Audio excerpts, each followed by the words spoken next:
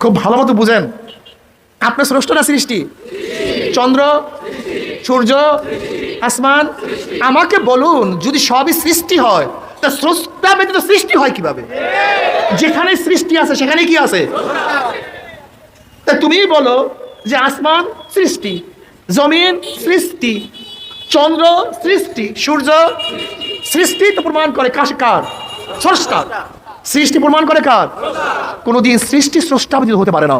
লাজে মালজুম, যেরকম যেখানে ধোঁয়া আছে নিশ্চয়ই সেখানে আগুন আছে। তুমি কেন বুঝো না?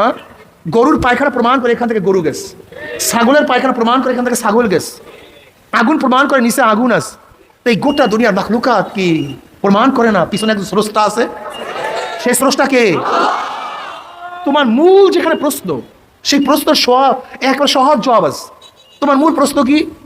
যদি সব সৃষ্টির পিছনে স্রষ্টা থাকে